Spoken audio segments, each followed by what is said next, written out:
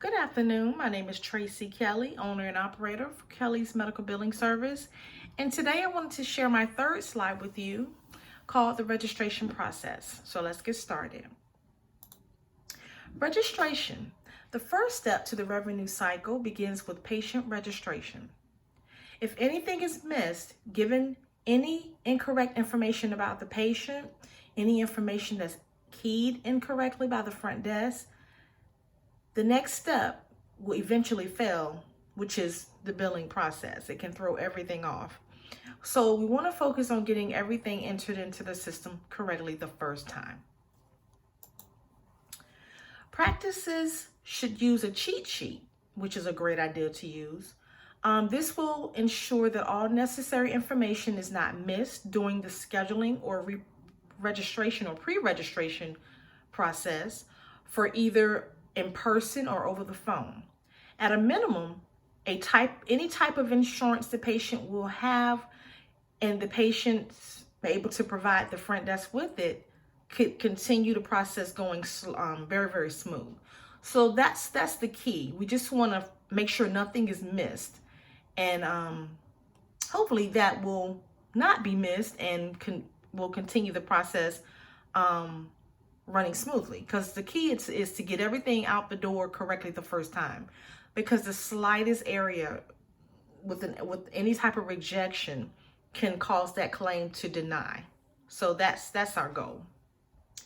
The patient should be advised that if any providers are not in network at that time, that way they can prepare to get any referrals that's needed that can also cause a claim to deny. This is a gray area in the billing process because the staff, if there's no staff to verify this information, we have to very, very carefully make sure we mention it to the patient. Because at the end of it all, if the patient doesn't obtain any required documentation to be seen by a doctor that's out of network or in network at the time, but without a referral, that patient could end up being responsible for that whole bill.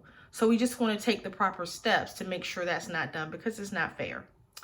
In addition, additional items to discuss with the patient may include or can include explaining what information the patient should bring to the appointment, the expectation of any payment due at the time of service. That's always a good one.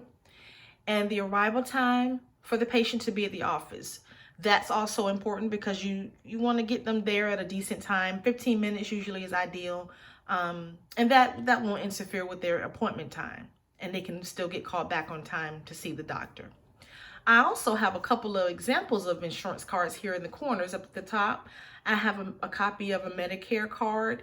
They look a little different now because Medicare has changed the ID card, or the Medicare claim number, which used to be the Social Security number of the beneficiary.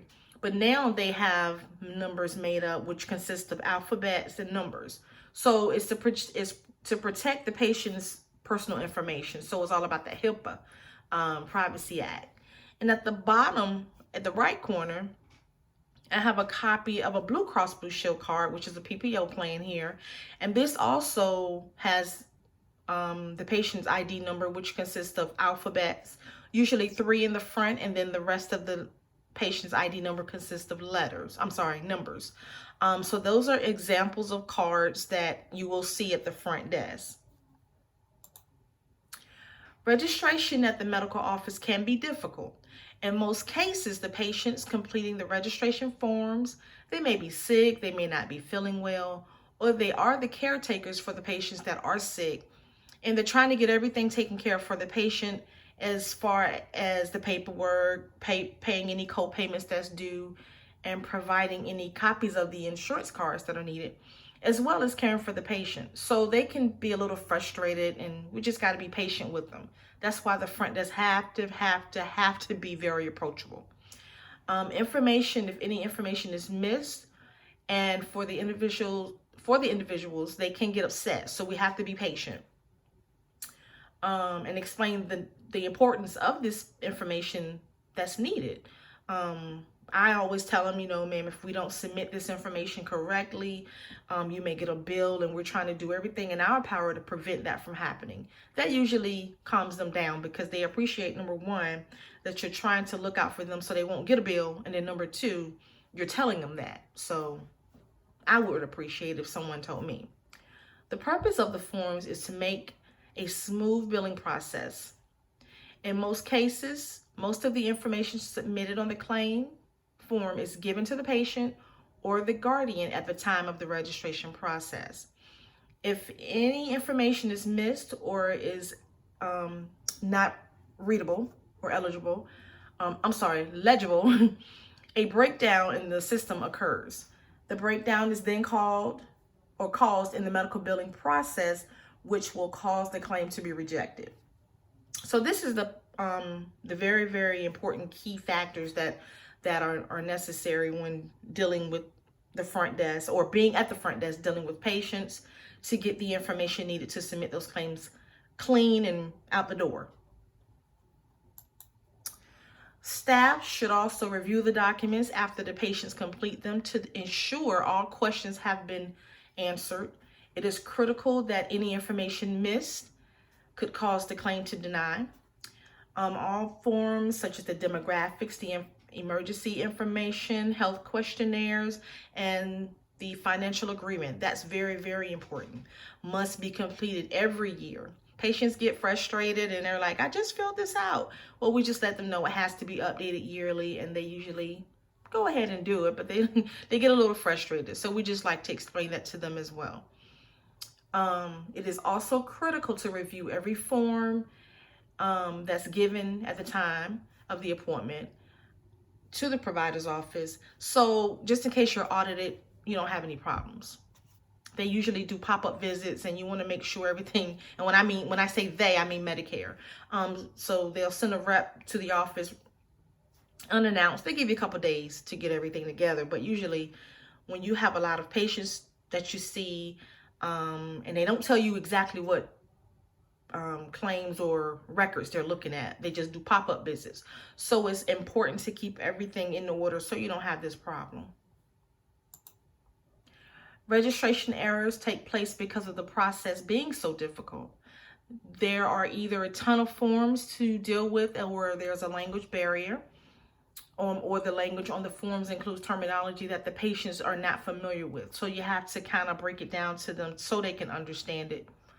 And it just takes time, so you just got to be patient with the patient. Reviewing the form to explain this type of terminology can allow for accurate information to be provided. The key for the practices is to have a registration process that is easy and to understand and allows for easy recording of the information and can be utilized during the pre-registration process. Computer software is ideal, given that the employees can actually understand it. They get proper training. It makes it really, really, really easy for the employee, and then they can break it down and explain it to the patient. So that software is very ideal. It could also stop errors altogether. So that's something that providers can take advantage of as well. And that's the conclusion of my third video. Thank you so much for tuning in. Check out my next video, which will be video number 4. And the topic will be insurance verification. Don't forget to hit the subscribe button at the bottom of the screen. I really appreciate it. And thank you so much again for taking a little time to chat with me or let me present this to you. And again, you have a great evening, okay? Thank you so much, and I'll see you next time.